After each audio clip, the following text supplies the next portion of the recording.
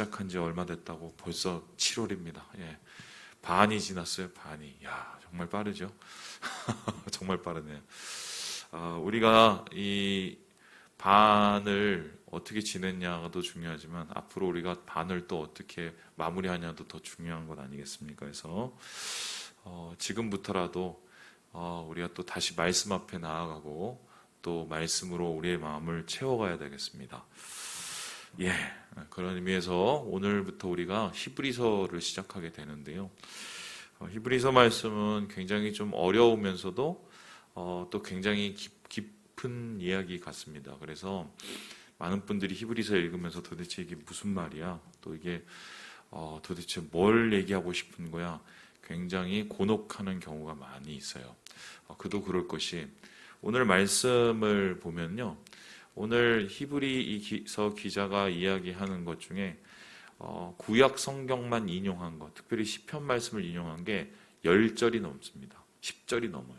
그러니까 총 14절 중에 구약이 인용된 게 10절이 넘는다는 것은 히브리서의 앞으로의 구조가 어떻게 됐는지를 살펴볼 건데요. 히브리서는 신약과 구약을 통합해서 구약에 나왔던 그 이야기들을 신약에서 어떻게 해석할지를 일종의 길라잡이 같이 우리에게 보여주는 책이라고 하겠습니다. 아이고, 그러니까 어렵구나. 안 그래도 어려워 죽겠는데 신약하고 구약을 같이 하다니 얼마나 어려울까 이렇게 생각할 수 있는데 히브리서를 가깝게 생각하는 방법이 있습니다.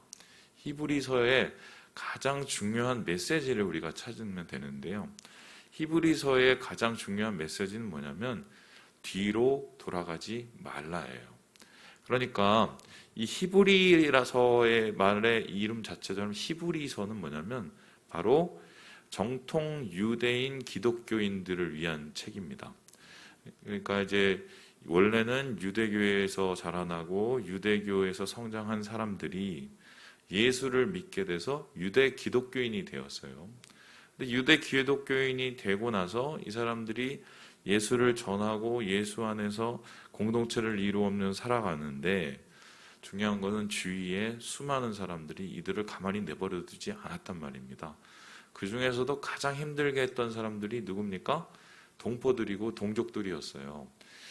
유대인들이 생각할 때는 예수를 믿는 저 사람들은 유대교의 이단자들이라고 생각을 한 겁니다. 그러니까 이 예수 믿는 사람들을 볼 때마다 어떻게든 이들을 설득하거나 회유하거나 아니면 탄압을 해서 이 종교가 빨리 끝나도록 하는 게 유대교 사람들의 대충의 생각들이었습니다.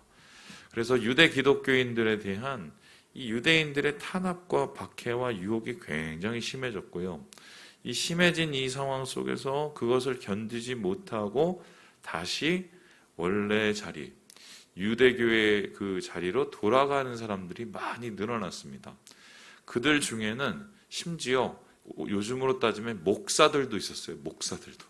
장로, 목사 이런 사람들이 너무 유혹과 핍박이 심하니까 나 예수님은 잘 모르겠구나. 이제 이건 안 되겠어 이러면서 유대교로 돌아간 거예요. 그런데 이렇게 돌아가면서 교회가 힘들어지는데 중요한 거는 이 사람들이 돌아갔을 때 그냥 돌아간 게 아니에요. 일종의 자기 항변 내지는 합리화를 시키는 건데 이런 거예요. 어차피 유대교에서 기독교가 났고 예수님도 뭐 나중에 보면 위대한 선지자고 이러면서 자기 딴에는 신앙의 합리화를 시켜갖고 자기가 다시 유대교로 돌아가는 것에 대한 것을 좀 다시 양심에 좀 가책을 덜고 싶은 마음이 있었던 것 같아요. 그런 상황에서 교회가 자꾸 흔들리고 유대 기독교 공동체가 흔들리니까 이 히브리서 기자가 이 사람들을 향해서 뭔가 중요한 메시지를 던져야 했어요. 왜 유대교와 기독교가 다른지, 그리고 왜 유대교로 다시 돌아가면 안 되는 건지, 왜 우리가 이 신앙을 제대로 지켜내야 되는 건지, 이 이야기를 적고 있는 게 바로 히브리서입니다. 그래서 히브리서는 사실 누가 썼는지는 잘 알 수 없으나 바울이라고 옛날엔 생각했지만 아마 바울이 죽고 난 이후에 쓰여진 책 같고요. 뒷부분에 디모데 얘기가 잠깐 나온 것을 봐서는 이 바울과 함께 했던 그 사도들 혹은 바울과 함께 했던 그 공동체 리더들 중에 한 명이 아닐까. 뭐 어떤 사람은 그래서 이 히브리서를 뭐 바나바나 아니면 아볼로가 썼다고 생각하는 사람들도 있습니다. 근데 우리는 잘 모르니까요. 중요한 것은 왜 유대교로 다시 돌아가면 안 되는가? 이 메시지를 분명하게 쓰고 있다는 것을 우리 머릿속에 기억을 해야 돼요. 자, 그렇다면은 유대교로 돌아가는 사람들에게 왜 유대교로 돌아가지 말아야 되는가라고 얘기를 하고, 그리고 지금 흔들리고 있는 사람들한테 우리가 왜 신앙을 지켜야 되는가? 이 이야기를 하기 위해서 제일 중요한 것은 무엇입니까? 예수님이 어떤 분이신가? 가장 기초와 기본에 대한 부분을 제대로 다뤄야 됩니다. 그래서 예수님이 누구인지를 우리가 정말 제대로 알면 절대로 유대교로 돌아갈 수 없다라는 질문에 대답을 할 수가 있게 되고, 우리가 이 신앙을 지킬 수밖에 없다라는 말에 정답을 발견하게 되는 거죠. 그래서 오늘 읽은 우리가 1절부터 14절까지가 전부 무슨 얘기가 나옵니까? 예수님은 도대체 누구신가? 이 얘기로 출발이 되고요. 그러니까 유대인들의 생각에 구약적인 사고와 구약적인 배경을 다 끌어다가 이때 선지자가 얘기했던 이 사람, 그리고 저때 시편에서 말했던 이 신이 말했던 이 사람이 바로 예수 그리스도고, 그러한 모든 예언을 성취하신 분이고 예수님만이 진정한 구원자고, 그러니까 우리가 예수 믿는 것을 절대 포기하지 말자, 이 얘기가 히브리서예요. 그러니까 다 읽은 거나 마찬가지죠. 제가 읽은 거. 그래서 나머지 어려운 부분은요, 그냥 그때그때 우리가 소화해 나가면 되고, 가장 중요한 줄기는 예수를 제대로 알자, 예수를 제대로 믿자, 그리고 예수를 절대로 포기하지 말자, 이 얘기가 히브리서의 전체적인 맥락이다, 이렇게 보면 되겠습니다. 자, 그렇다면 오늘 시작 부분을 우리가 잠시 봐야 될 텐데요. 도대체 히브리서 기자가 말하고 있는, 히브리를 쓴 사람이 말하고 있는 예수는 어떤 분이시기에 지금 히브리인들, 그러니까 유대 기독교인들에게 예수를 붙잡는 신앙이 중요하다고 얘기할까? 오늘 말씀을 보면 이 예수님에 대한 한 이야기가 한 세 가지로 정리가 되거든요. 예, 우리 함께 우리 2절의 말씀을 같이 한번 읽어보도록 하겠습니다. 2절입니다. 시작.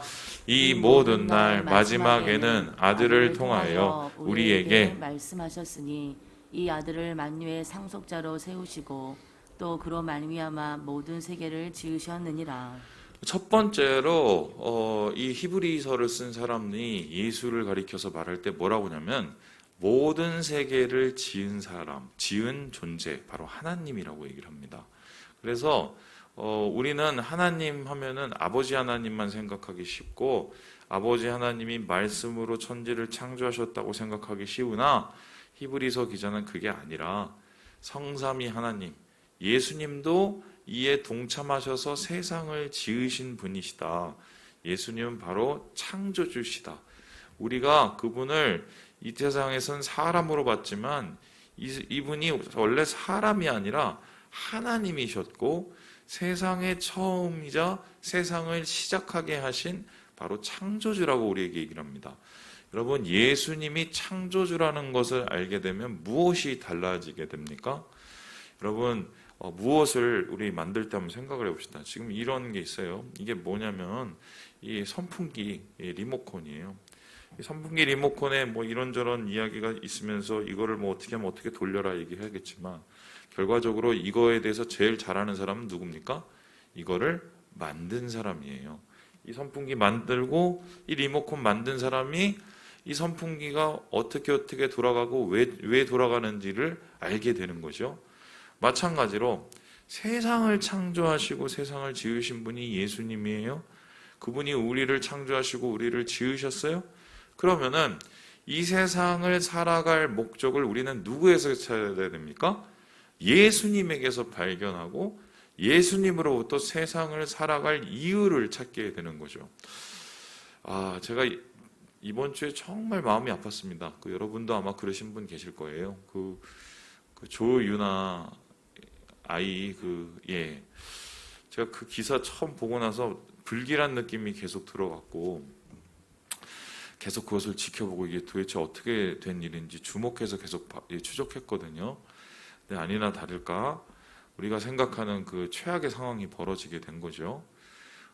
지금까지 밝혀진 바에 따르면은 극단적인 선택을 했을 가능성이 크고, 그리고 극단적인 선택을 한 그 이유가 가장 유력한 이유 중에 하나가 루나인가요? 그 코인이죠. 그 가상화폐에 잘못 투자를 해서 그 빚을 감당 못해서 그렇게 했을 것 같다라고 지금 얘기하고 있습니다. 그러면서 제가 어제 한 그 재판에서 판사가 울먹이면서 판결문을 읽는 거를 제가 뉴스를 통해서 봤는데요. 이걸 가족 살인이라고 하더라고요. 가족 살인에 대한 이야기들이 자꾸 우리 사회에 많아지면서 그 판사가 울먹거렸어요. 도대체 이 아이는 도대체 무엇이냐, 뭐 이런 얘기를 하면서. 그런데 뭐 그런 거죠. 그 생각을 해보면 목적이 그냥 잘 먹고 잘 살고 돈 잘 벌고 평안하고 건강하고 그게 우리 삶의 목적이면 그게 안 되는 상황에서 목숨을 끊을 만해요. 제가 볼 때. 왜요? 앞으로 내가 죽자 사자 돈을 벌어도 빚도 다 못 갚고, 그리고 앞으로 뭐 더 잘 살 수도 없고, 그리고 내가 앞으로 뭐 좋은 차도 탈 수 없고, 애도 뭐 좋은 환경에서 살 수 없고, 그러면 죽는 게 맞죠. 그런데 우리가 예수 믿는 사람이 안 죽는 이유는 뭡니까? 그러한 어려운 상황 속에서도 그것을 인내내면서 견뎌내면서 안 죽는 이유가 뭔가요?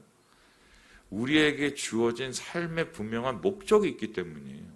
그 목적은 잘 먹고 잘 살고 돈 벌고 좋은 학교 가고 또 좋은 취직하고 이게 목적이 아니거든요.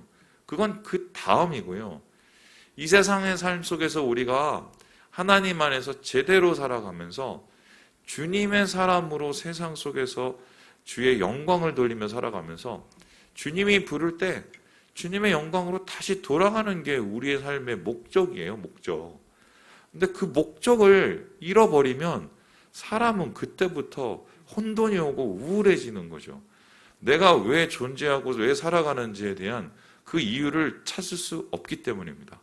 마치 지금 유대 그리스도교인들이 예수님이 창조주라는 것을 잊어버릴 때 그들이 과거로 다시 돌아가고 역행하는 것처럼 우리의 모습도 나를 만드신 하나님, 나를 지으신 예수 그리스도를 알지 못하면 목적 없는 삶으로 의미를 잃을 수 있다는 거예요. 그래서 지금 히브리서를 쓴 사람이 예수님을 가르쳐 예수님은 우리의 시작이다, 창조주다라고 이야기를 하고 있습니다. 더불어서 지금 히브리서 기자는 이렇게 얘기하고 있는데요. 우리 3절의 말씀을 같이 한번 읽어보도록 하겠습니다. 시작. 이는 하나님의 영광의 강체시요 그 본체의 형상이시라. 그의 능력의 말씀으로 만물을 붙드시며 죄를 정결하게 하는 일을 하시고 높은 곳에 계신 지극히 크신 이의 우편에 앉으셨느니라. 더불어서 주님은 우리의 창조주시라고 얘기를 하고 두 번째는 어떻게 합니까? 우리의 죄를 정결케 하신 구원자라고 말을 하고 있습니다. 여러분, 구원자라는 것은 어떤 뜻입니까? 우리가 세상 속에서 혼자 우리 스스로를 구원할 수 없는, 아무것도 할 수 없는 구제불능의 사람이라는 것을, 죄인이라는 것을 인식하게 되고요. 그 죄로부터 예수께서 우리를 건져주셨다는 것을 의미합니다. 그것이 나타난 곳이 십자가요. 그것이 드러난 곳이 부활이기 때문에 예수님께서 우리의 죄된 모습을 구원하시고 이끌어 주셔서 의로, 생명으로 다시 우리를 나아갈 수 있도록 붙잡아 주셨다는 거예요. 그래서요, 우리 자신의 모습을 보면은 그런 얘기를 할 수 있어요. 아, 나는 아무래도 안 될 것 같아. 난 이렇게 살다가 지옥 갈 것 같아. 그런 얘기는 내 자신의 모습을 보면 할 수밖에 없습니다. 이유가 뭐예요? 우리가 그만큼 구제불능이기 때문이에요. 했던 실수 또 하고요. 또 했던 나쁜 마음 또 먹고요. 그리고 조금만 있으면 옛날에 구질구질한 그런 습관들이 올라오고요. 그게 우리의 원래 모습이에요. 그 모습 생각하면 난 정말 지옥밖에 못 가는 거예요. 그런데 그럼에도 불구하고 우리가 소망을 갖는 이유가 뭡니까? 이런 나를 예수님이 사랑하셔서 붙잡으시고 건져주시고 구원해 주셨기 때문이에요. 내가 잘해서 내가 천국 가는 게 아니라 누구 때문에 천국 가요? 예수님이 내 손을 붙잡으셔서 건져주셨기 때문에 내가 천국을 가는 거예요. 주님이 나의 구세주요 구원자라는 것을 믿을 때, 주님이 내미시는 손을 내가 잡을 때 내가 주님 안에서 구원을 누리게 된 것입니다. 그런데 유대교로 다시 돌아가는 사람들은 이게 흔들린 거예요. 예수님이 뭐 대단하신 분은 알겠는데 꼭 예수님 때문에 구원받는 건 아니라는 생각들이 그에게 있었어요. 그리고 뭐 다시 가서 뭐 제사 드리고 다시 가서 뭐 유대교에서 하면 그 방법도 예수 뭐 꼭 통해서 구원받는 게 아니라 그 방법에서도 뭐 구원받지 않겠어? 이러한 생각들이 팽배했는데 앞으로 그런 얘기가 계속 나오지만 그건 이제 끝났다는 거예요. 오직 예수를 통해서만 구원을 받는 게 유일한 우리의 삶의 방식이다. 이렇게 이야기하고 있는 것이 바로 히브리서의 두 번째 예수님에 대한 정체입니다. 마지막으로 오늘 1장에서 말하는 예수님은 어떤 분이신가요? 우리 함께 4절의 말씀을 같이 한번 읽고 마무리를 해보겠습니다. 시작! 그가 천사보다 훨씬 뛰어남은 그들보다 더욱 아름다운 이름을 기업으로 얻으심이니. 마지막으로 예수님을 가리켜서 뭐라고 하십니까? 가장 영화로운 분, 가장 높으신 분, 지존자라고 말을 하고 계세요. 그러니까 세상은 누구를 향해서 무릎을 꿇고 영광을 돌려야 되느냐? 하나님 우편에서 우리를 다스리시고 우리를 위해서 중보하시는 예수 그리스도 앞에 우리가 엎드려 경배하고 찬양하고 예배해야 된다. 지금 천사들도 예수님 앞에서 그렇게 예배를 하고 있는데 우리가 누구에게 예배를 할 것이냐? 이 당시에 유대교들은요, 천사를 숭배하는 그런 풍습들이 남아 있었어요. 아니, 유대교에서는 천사도 숭배를 하고 앉았는데 천사가 숭배하는 예수 앞에 무릎을 꿇지 않으면 이게 왜 제대로 된 신앙이냐고 말할 수 있겠느냐? 지금 이렇게 얘기하면서 우리가 가장 섬겨야 될 지존자이신 예수 그리스도, 우리의 모든 영광을 받으실 예수 그리스도를 높이고 있는 이야기를 오늘 히브리서 첫 장에서 볼 수 있습니다. 그래서 요약을 하면 예수님은 창조주시요, 구원자시요, 지존자이시다. 이 얘기를 지금 구약에 있는 시편의 말씀을 대조해서 우리에게 이야기하고 있고요. 그렇기 때문에 이 예수를 제대로 붙잡아야 우리가 구원받을 수 있다. 이렇게 말하고 있습니다. 여러분, 이 이야기는 2000년이 지난 이후 우리에게도 동일한 이야기고요. 우리가 결국 모든 것을 다 잃을지라도 예수를 붙잡고 있으면 우리 인생은 성공한 인생입니다. 주님 안에서 진짜 예수를 붙잡으시고 이 한 달을 은혜로 주님의 능력으로 살아가시는 우리 모든 형제 자매들 되시길 주님의 이름으로 축원합니다.